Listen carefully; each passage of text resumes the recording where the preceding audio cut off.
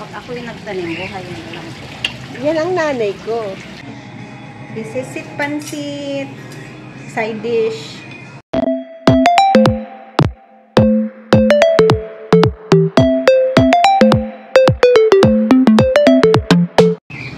Good morning, Mother. What you doing? Magkakanin ng silang labuyo. Ah, labuyo yan? Nakuha ko lang po. Saan mo nakuha? Ang laki na. Hindi mabubuhay yan kasi tagulan na. Mabubuhay kaya? Oo. Binunot niya. Hiningi mo, ma? Saan? Masarap na. Pero labuyo kaya? At ang ilo mo, kita na. Yung labuyo. Galing ni Mother, ah. Yung maliliit? Oo. Ang galing, ah. Yung binibigay sa ating galing Batangas? Ah, galing naman. Sana mabuhay. Pag ako'y nagtanim. Ano, Mother? Pag ako'y nagtanim, buhay na lang po. Yan ang nanay ko. Ako po yung magsasangag. Hindi kami tinapay today. Ayan. Magsasangag tayo today. Matagal na po kami hindi kumakain ng rice sa umaga. Easy, oh. Pero ang linis na po niyan. Na ano niya, na nawalis niya. Morning routine ni Mother. Garden. Tapos naglilinis nga po. Please subscribe, Timmy's Planet, and Handyman and Family. Kukunin ko na muna po yung aming uulamin for lunch. Ituto ko siya kasi nakalimutan. OMG, where is it? Pansit. Wala nang laman. Ito matandaan. Ito po ata yun. Ano po to? Bituka ng fish. Nakita ko siya nung nag-ano ako ng freezer. Sabi ko, Mama, meron pala dyan. Anuhin na natin. May ampalaya po kami. Tapos may nyug pa. Galing Batangas. Kaya sabi ko, anuhin na. Lutuin na. Mali po. Atay pala to. Mali. Hindi ko matandaan kung saan siya. OMG.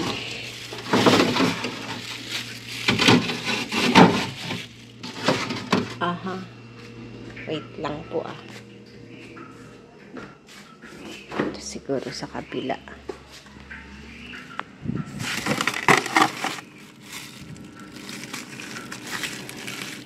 Ito po ata yun. Mahirap din, ah. Pag hindi mo na tandaan kung, ito yung ano po, freezer namin, yung humba. I think this is it. Ito. Tapos kuha ko ng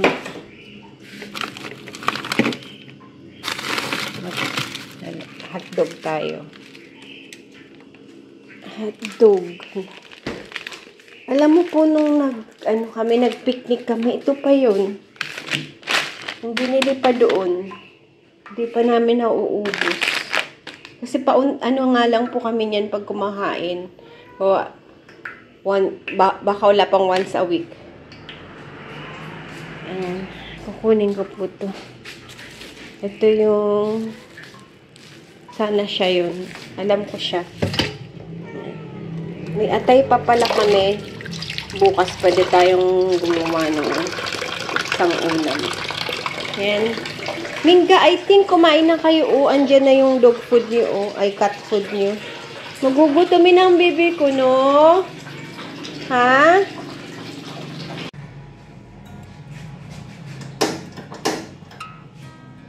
Praise the faithfulness.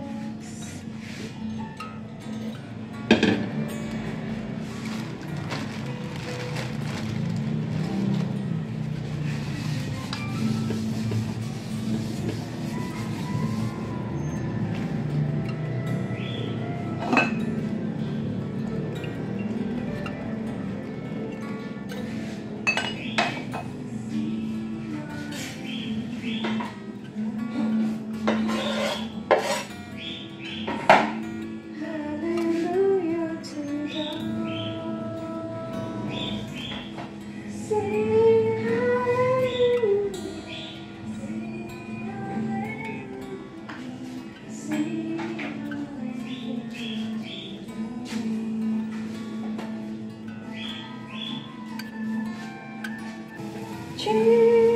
is Lord.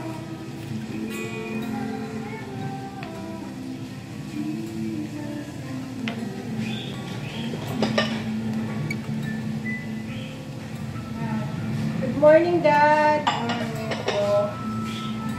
Ano yan? Sinangag. Okay. Tagal tayo hindi nagsinangag. Di tayo nag-rice kagabi, di ba? Hindi po kami nag-rice kagabi. Kami po ay, nung tanghali kasi, ribs na sabaw. Nilagang ribs. Tapos, may tira pa po nung gabi. Sabi ko, nako, hindi na naman ito mauubos. Sabi ko sa kanya, kay mama tsaka kay daddy, mag-ano na lang kami, mag-noodles. Nag-boil lang po ako ng noodles, nilagay ko doon. Hindi na iba yung pagkain namin. Nag-iisa kaming bowl. Naubos po yung nilaga namin.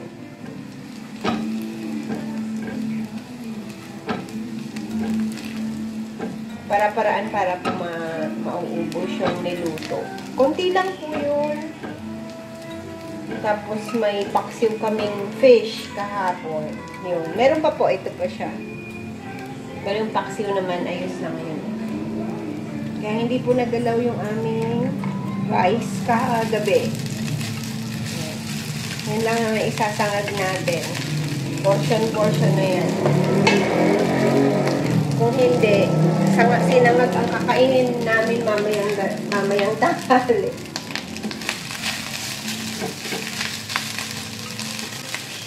Hindi ko po alam ngayon na mahal daw ng bigas.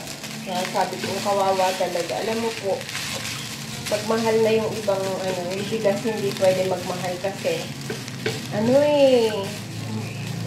yung Pilipino talaga, di ba, nag-iit talaga sila na ngayon. Kawawa yung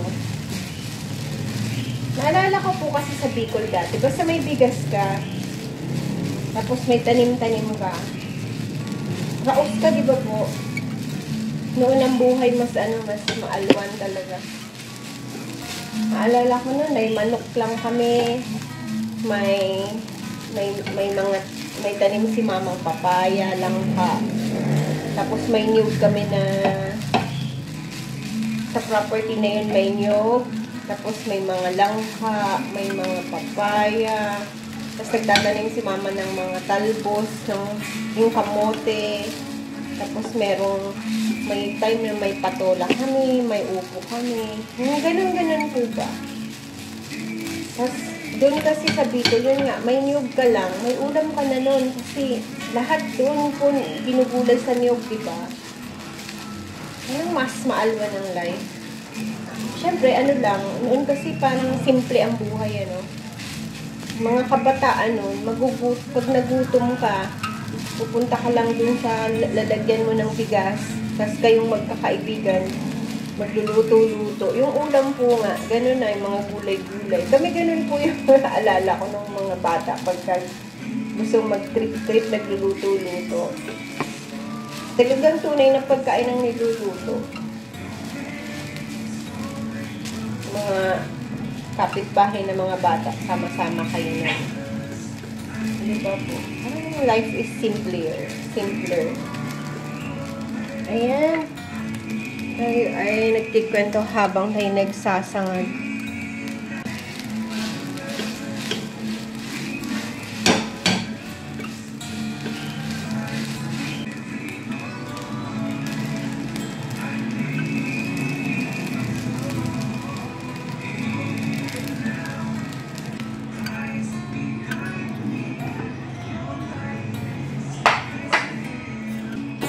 Christ beside me.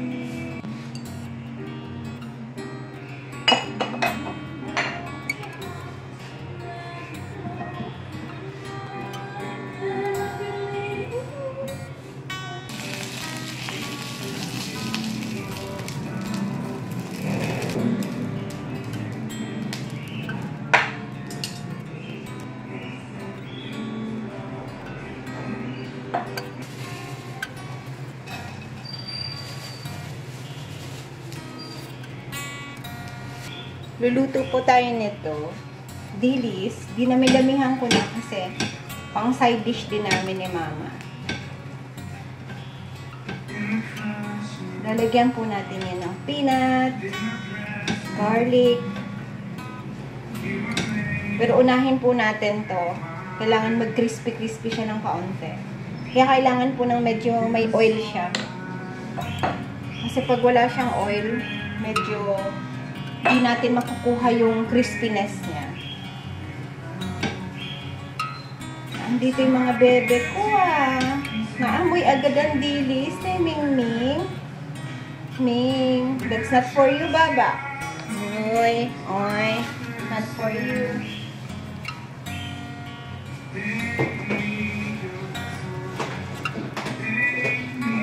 Uy, tinignan mo kung saan ko nilagay. Lupin pa rin ang bebe ko. Pag mga fish po, nilagay mo dun sa table. Nanakaw pa rin ang baba na yan. Ba't yun? Ba't yung nagnanakaw?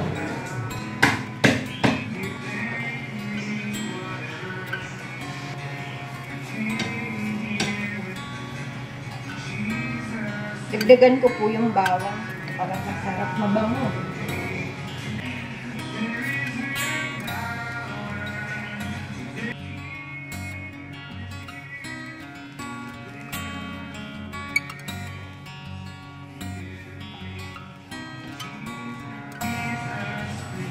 Gusto po to ni Mama. Gusto niya. Yung dati po pag gumagawa ako nito, nililigyan ko siya ng red chili flakes or red na powder na yung powdered chili na red. Kaya lang nga, si Mama, pansin ko ngayon, medyo dati nakakakain po siya ng mga spicy. Ngayon medyo ang dila niya parang ano siya sa asim, sili, mga ganun. Kaya kinukonform ko po sa panlasa niya yung luto. Ito mga gusto niya to, mga ganito. Dagdagan ko po siya ng peanut.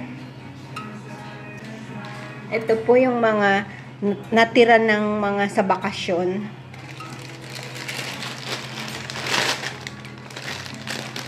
Na ano ko na siya eh.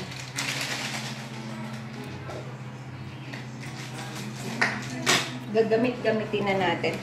Tapos yung mga candies po na mga natira, pinamimigay namin sa mga bata dyan sa labas. Kaya po minsan sabi kay Daddy, may sumilip na bata, "Kuya, pahinging candy." Sabi ni Daddy, "Ubus na, nabigay ko na sa inyo." Nakatuwa po, no? Kasi syempre hindi naman po kami yung nagkikendy talagang. Nakatawa ako sa mga bata. Marami pong tropang bata si Daddy sa labas. Mga malilingit. Mga naglalaro sa ilog. Kasi nga, inaano namin, baka maano sila dyan sa ilog. Pag nakikita po namin, sinasabihan namin na baka mamaya, we never know. Kasi minsan naliliit. Maliliit ng mga bata. Nakakatakot, diba? Parang tayo, sa atin, takot tayo na may mangyari. Pero yung iba po kasi parang natural sa kanilang maglaro sa ilog. Yan, tapos na. Po, ilalagay natin siya dito. Tapos na siya. Ganun lang po yan.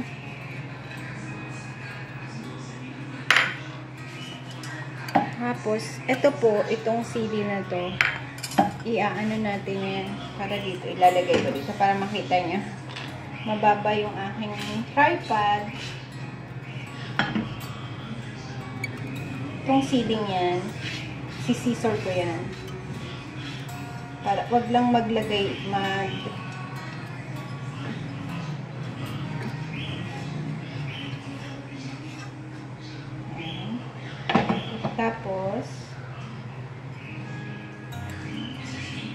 Tapos ito po, si-scissor ko siya. Ang ilalagay ko po talaga dito, red na sili. Yung labuyo. Kaya lang, yun na nga, masyadong maanghang for Mama. Kaya ang ginagawa ko, ganito na lang. lulutuin ko siya. Tapos, after, lulutuin ko siya ng buo. Tapos, after, gaganunin ko na lang. This is it, pansit. Side dish.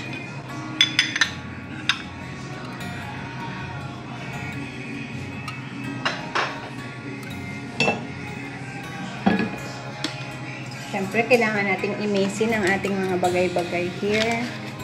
Kasi ang ating mama. Dad, coffee! Let's eat! Good morning, Dad! Masarap? Wala pa po ang ating mayor. Nagpapalit pa po ng damit. Ayan, kain po tayo. Sarap po nito. Hotdog. Ayan. Tapos, ito po yung tira naming noodles. Yan. Buckwheat noodles, tsaka yung isang magoksu. Yan. Tapos, ano po yan, nilagyan ko lang yan ng ano. Yan. Yung tawag yan, sesame oil, gochujang. Tapos, yung isa pa po, soybean paste. Tapos, konting sugar. Yan lang po yan. Kain po tayo, breakfast. Ang tagal ni Mama. Mother dear, let's go. Let's eat. Kain na po tayo.